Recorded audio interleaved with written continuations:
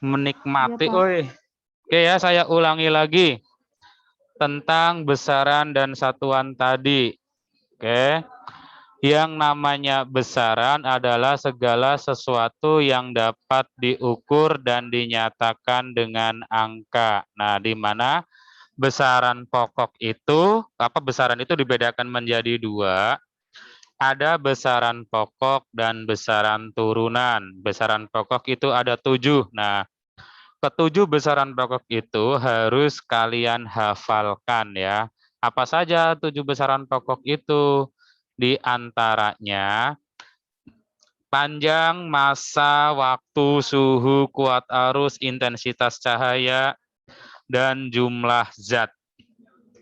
Nah, di mana kalau kalian menghafalkan satu-satu itu kan sulit. Nah, boleh dengan kata-kata gini. Papa, mama, waktu kuliah sudah juara dan bercahaya. Nah, di situ maka papa kita ingat. Papa itu berarti adalah panjang. Mama, masa. Waktu ya waktu. Kuliah, kuat arus listrik. Sudah itu suhu. Dan juara dan bercahaya. Juara itu jumlah zat. Bercahaya berarti intensitas cahaya. Nah, 7 besaran pokok ini kamu harus benar-benar hafal ya. Beserta satuan, lambang, dan alat ukurnya. Oke, kita bahas satu-satu ya. Alat ukur dari besaran panjang itu bisa berupa mikrometer skrup, kemudian bisa juga menggunakan jangka sorong, bisa juga menggunakan mistar atau penggaris ya. Nah, satuan dari panjang adalah meter diberi simbol M. Jadi seluruh dunia untuk mengukur panjang itu dengan satuan meter ya. Sehingga kalau begitu misalnya kamu menemukan dalam satuan kilometer, maka kamu harus rubah ke dalam satuan internasional yang berupa meter. Begitu pula dengan massa, alat ukurnya berupa neraca. Ya, ingat, walaupun tulisannya neraca tidak boleh dibaca neraka ya. Dibaca saja neraca sesuai ejaan. Nah, neraca itu ada 2 jenis, ada neraca analog dan ada neraca digital. Neraca analog itu yang harus dikonversi ya, biasanya dalam bentuk angka-angka harus dipastikan. Sedangkan neraca digital itu ketika kamu menimbang atau mengukur massa langsung terlihat nilainya seperti pada Alfamart, Indomart ataupun tempat-tempat perbelanjaan. Itu semua menggunakan neraca digital ya. Nah, satuan internasional berupa kilogram. Nah, satuan yang lain bisa saja gram, ons, tons, kemudian ada pons. Nah, semua itu harus kamu bisa ubah ke dalam satuan internasional yang berupa kilogram. Waktu sekon. Aji Winata, satuan waktu itu apa? Aji Winata. Aji Winata, apa satuan internasional dari waktu? Aji Winata ada nggak Aji Winata? Ada, Pak. Oke. Satuan internasional dari waktu udah jelas sekon. Alat ukurnya bisa berupa arloji ataupun jam tangan, stopwatch ya, itu adalah alat-alat ukur waktu. Nah, kalau jam misalnya diketahuinya jam ya berarti kamu harus rubah ke dalam satuan sekon karena satuan internasionalnya adalah sekon ya. Oke, berikutnya suhu. Nah, suhu itu satuan internasionalnya berupa Kelvin diberi simbol K ya. Nah, di mana suhu itu alat yang digunakan untuk mengukurnya adalah termometer. Nah, di mana termometer itu ada 4 skala yang kalian harus pahami. Skalanya apa saja? Ada skala Kelvin, Fahrenheit, kemudian Celsius, dan Reaumur. Nah, skala-skala itu selain Kelvin dikalibrasikan berdasarkan titik didih air untuk titik atasnya, sedangkan titik bawahnya dikalibrasikan terhadap titik lebur es. Ya, nah di mana kita ingat kenapa Kelvin nggak dikalibrasikan? Kelvin tidak dikalibrasikan karena dia didasarkan pada energi kinetik rata-rata dari suatu partikel, ya. Jadi si Kelvin ini, skala Kelvin ini dia tidak dikalibrasi terhadap titik didih ataupun titik lebur es, tetapi didasarkan atas energi kinetik rata-rata partikelnya. Nah, kalau berdasarkan energi kinetik rata-ratanya, setiap benda pastinya memiliki energi kinetik yang tidak sama, ya. Contoh misalnya, kalau kita ukur suhu tangan kita itu pasti suhunya di antara 36 sampai 37. Nah, kalau didasarkan energi kinetik rata-rata gimana, Pak? Coba saja kamu tepukan tangan kamu ke tembok. Bisa terukur rasa panasnya. Sakit enggak? Panas enggak? Coba. Buktikan atau tepuk aja, tepak aja ini. Jidat temannya cepak gitu, pasti terasa panas dua-duanya, ya. Nah, berikutnya kita lihat pada kuat arus listrik atau kuliah, ya. Kuat arus listrik itu kuliah. Kuliah kuat arus listrik dengan satuan ampere diberi simbol A, ya, satuannya A. Nah, di sini yang namanya kuat arus listrik itu kan aliran muatan listrik. Maka kalau kita mengukur aliran itu berarti ampere meter itu dipasang secara seri pada beban, ya. Kalau dipasang secara seri, di mana ciri dari ampere meter yang bagus, dia memiliki hambatan 0, artinya tidak ada hambatannya. Berbeda dengan voltmeter. Voltmeter itu harus hambatannya besar, sedangkan ampere meter hambatannya harus kecil. Nah, itu ya. Terus kita lihat intensitas cahaya. Intensitas cahaya dengan satuan candela diberi simbol CD. Alat ukurnya apa intensitas cahaya?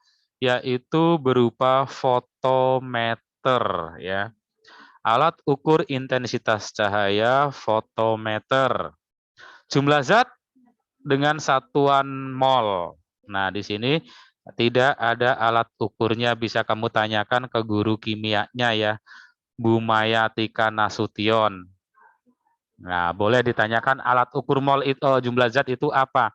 Karena secara fisika yang namanya jumlah zat itu dihitung dari massa dibagi massa molekul relatifnya, ya, gram per mr. Oke, sampai di sini ada yang mau ditanyakan tentang besaran pokok? Ada tidak?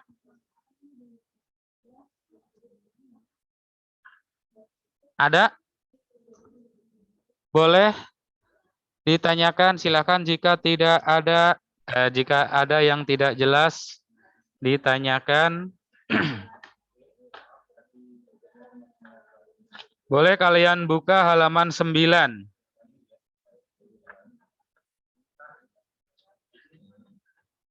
Sudah ketemu halaman 9, buka bukunya. Nah, di situ rangkuman tadi sudah semua ada pada halaman 9, ya. Sudah ada di halaman 9. Nah, sekarang tinggal saya jelaskan besaran turunan. Besaran turunan itu adalah besaran yang diturunkan 2 atau lebih dari besaran pokok. Maka besaran turunan itu jumlahnya sangat banyak sekali ya. Nah, selain dari 7 besaran pokok tadi disebutnya besaran turunan. Oh iya gini ya, besaran pokok itu ada tambahan yaitu sudut dan sudut ruang. Ingat, sudut dan sudut ruang besaran tambahan ya, besaran tambahan pada besaran pokok. Nah, sudut dan sudut ruang itu sering muncul dalam soal UTBK. Kalau kalian nanti mau masuk ke jurusan IPA terus ikut UTBK ada yang muncul ya di situ. Oke. Besaran pokok besaran turunan ya yang kita jelaskan di sini. Besaran turunan adalah besaran yang diturunkan 2 atau lebih dari besaran pokok. Contoh misalnya di sini luas. Luas itu terdiri dari panjang kali lebar. Nah, panjang juga merupakan besaran pokok, lebar juga merupakan besaran pokok. Ada 2 besaran pokok, yaitu panjang dikali panjang sebenarnya ya. Dengan satuan apa? Meter kali meter, maka hasilnya adalah meter persegi. Kemudian kecepatan. Kecepatan itu perpindahan dibagi waktu. Kalau dulu waktu kalian SMP, yang namanya kecepatan sama dengan jarak dibagi dengan waktu. Oke, kita lihat yang namanya jarak. Jarak itu kan memiliki satuan meter. Nah, ini satuannya meter jarak itu. Kemudian, kalau satuan meter itu terletak pada besaran pokok panjang. Oh, berarti jarak ini, kecepatan ini terdiri dari besaran pokok panjang dibagi dengan waktu ya. Waktunya kan dalam satuan sekon. Jadi 2 besaran pokok. Jadi kecepatan itu merupakan besaran turunan karena tersusun dari 2 besaran pokok. Besarannya apa? Besaran panjang dan besaran waktu. Sehingga pada besaran turunan kecepatan ini memiliki satuannya berupa meter per sekon. Atau juga bisa dinyatakan dengan persamaan meter sekon pangkat min 1. Nah, ini juga boleh digunakan untuk menentukan besaran turunan ya. Oke, sisanya bisa kalian tanyakan jika ada yang tidak jelas ya. Oke, kita lanjut. Berikutnya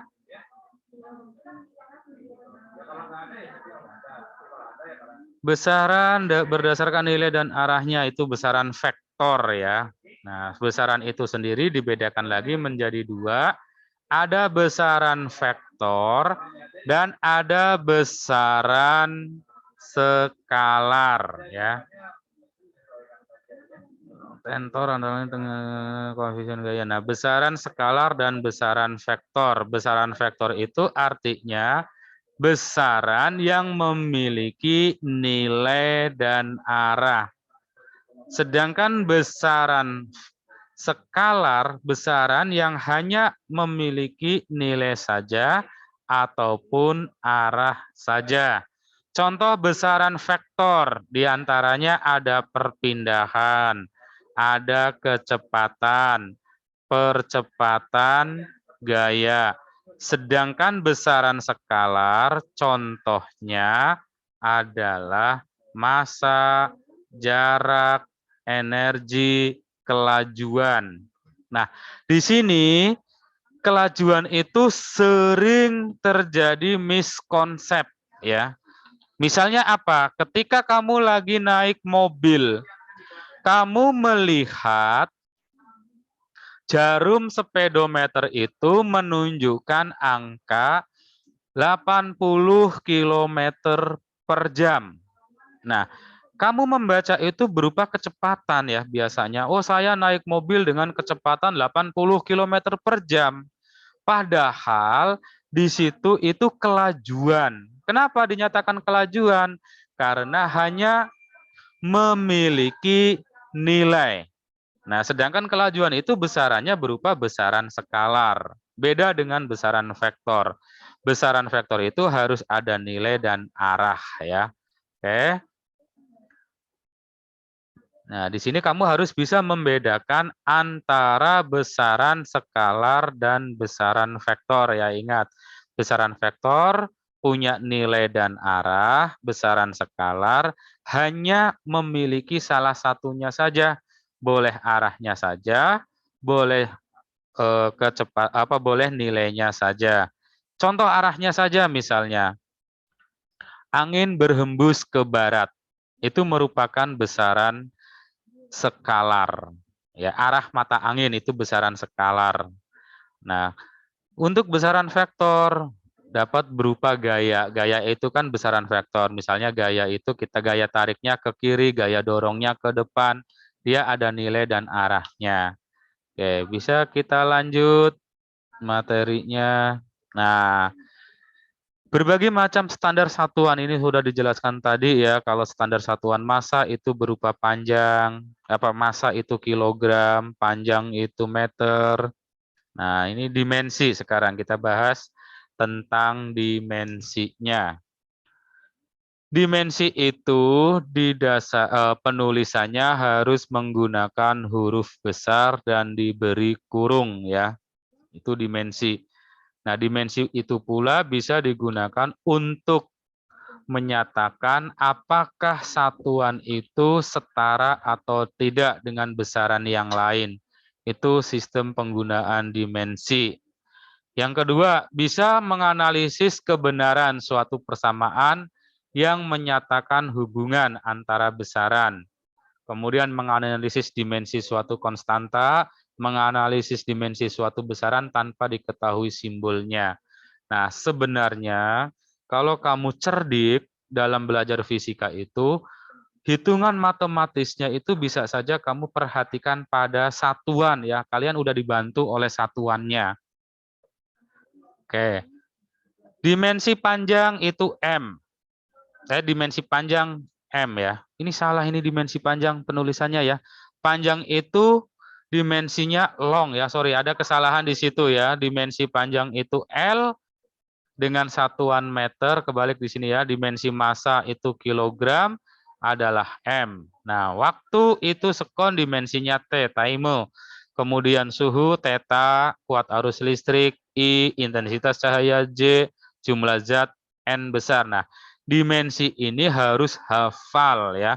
7 besaran pokok, kemudian alat ukurnya, satuan internasionalnya, dan dimensinya.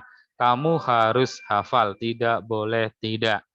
Karena ini adalah syarat dasar utama dalam belajar fisika. Oke, kita jelaskan untuk gimana menentukan dimensi dari volume tadi atau dimensi dari kecepatan. Nah, saya jelaskan di sini. Misal saja saya mau mengambil dimensi dari yang namanya volume. Nah, katakanlah volume suatu balok. Apa rumus volume balok? Apa rumus volume balok?